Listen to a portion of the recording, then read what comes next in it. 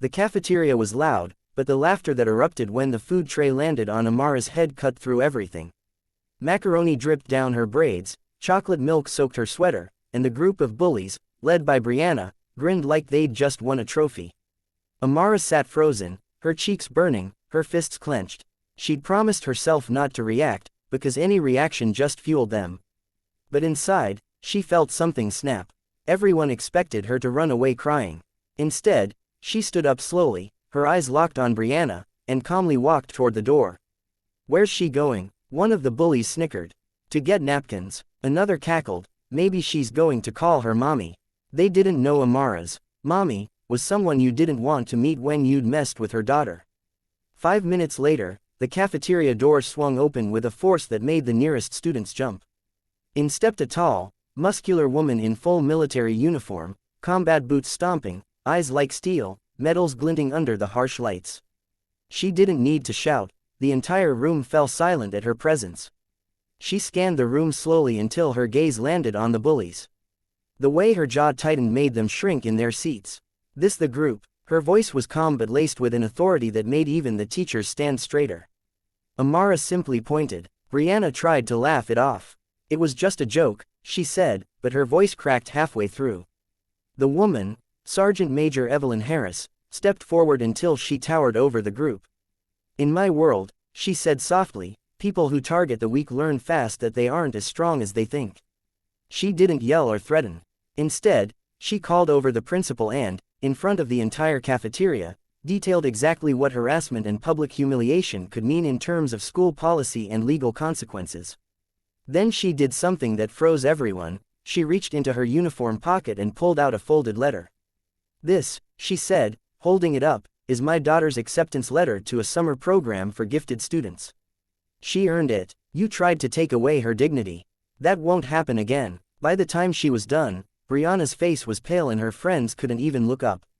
The principal escorted them out, their punishment swift and severe. Evelyn knelt beside Amara, wiping the last of the macaroni from her hair, and whispered, "You walk tall, baby. They'll think twice before touching you again." And they did, because everyone in that cafeteria knew if they messed with Amara, they wouldn't just face her. They'd face the woman who walked through that door. The entire cafeteria was still frozen, as if someone had hit pause on the world. Sergeant Major Evelyn Harris didn't need to raise her voice, the weight of her presence filled every inch of the space. She stood there, boots planted firmly on the dull tile floor, shoulders squared, the polished brass on her uniform catching the flicker of the overhead lights. Her eyes locked on the bullies, and for a long, uncomfortable moment, she said nothing.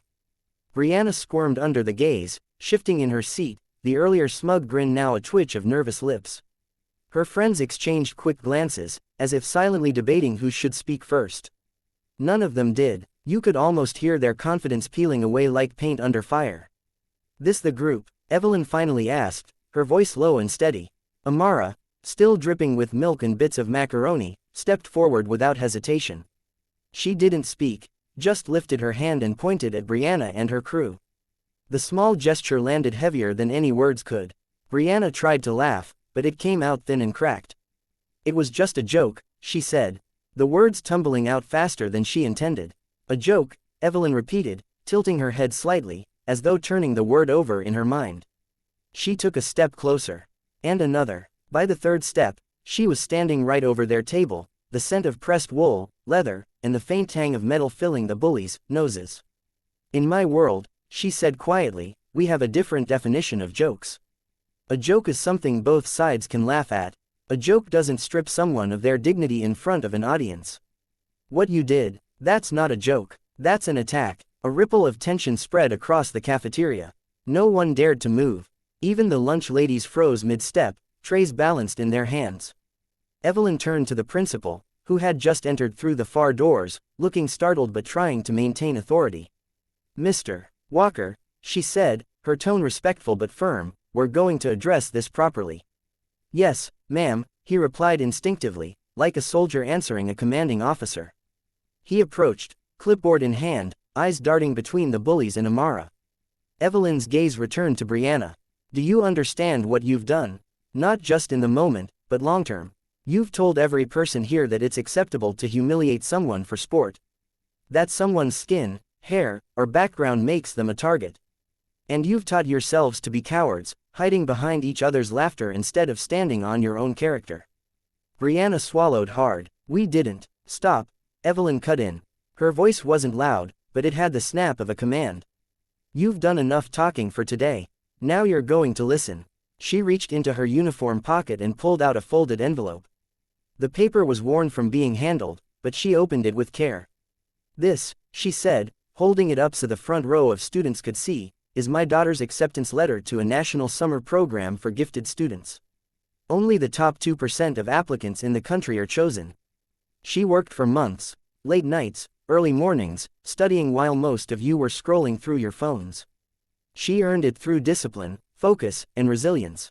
But that doesn't mean she's made of stone. It doesn't mean she doesn't feel humiliation or pain. You tried to take that from her today. Her eyes swept the room, making sure the message wasn't just for Brianna's table but for every student watching. And here's the thing. You never know who someone's people are. You don't know their story. You don't know what they're capable of. You don't know who might walk through that door when you push too far. The bullies shifted uncomfortably, avoiding her eyes. The rest of the cafeteria stayed utterly silent, the air thick with the weight of her words. Evelyn turned to Mr. Walker. I expect the school to follow its own policies regarding harassment and bullying, fully, and without favoritism. If necessary, I'll be speaking to the school board and the district superintendent myself. Yes, ma'am, Mr. Walker said quickly, scribbling notes on his clipboard. But Evelyn wasn't done. She crouched slightly so she was eye level with Brianna and her friends. Her voice softened, but the softness carried more danger than anger ever could. When I was deployed overseas, I saw people risk their lives to protect strangers, people they didn't even know, because it was the right thing to do. And here you are, in a safe school cafeteria, choosing to hurt someone who's never harmed you. That's not strength. That's weakness. And the sooner you see that, the sooner you might grow into people who are worth a damn. Brianna's face was pale now, her earlier bravado completely gone. Her friend stared at the floor, cheeks burning with shame. Evelyn stood up straight again, the movement crisp, deliberate. She gave Amara a small nod, then addressed the room one last time. You don't have to like everyone. But you will respect them. And if you can't manage that, you'll answer to people like me. The principal gestured for the bullies to follow him, their steps slow and reluctant. The door closed behind them with a heavy thud. Only then did Evelyn kneel beside Amara, gently brushing a clump of macaroni from her daughter's hair. You walk tall, baby, she murmured, her voice low enough for only Amara to hear. Today you saw that there's more than one way to fight. Sometimes you don't raise your fists, you raise the standard. Amara nodded, a small smile tugging at the corner of her lips despite the mess on her clothes. Thanks, Mom. Evelyn's eyes softened. Always. She stood, guiding Amara toward the door. The students they passed parted like a tide, some looking away in shame, others in admiration. Wordless, but the message was clear, things had just changed in this cafeteria. By the end of the week, Brianna and her friends had been suspended, required to attend a school-led restorative justice program, and ordered to publicly apologize to Amara. But even more than the formal punishment, it was the memory of that moment, the slam of the door, the click of military boots on tile, the unwavering voice of Sergeant Major Evelyn Harris, that stayed with them. They learned quickly that the world wasn't always a playground for cruelty. Sometimes, the door opened, and in walked someone who'd faced real battles, and didn't tolerate fake ones.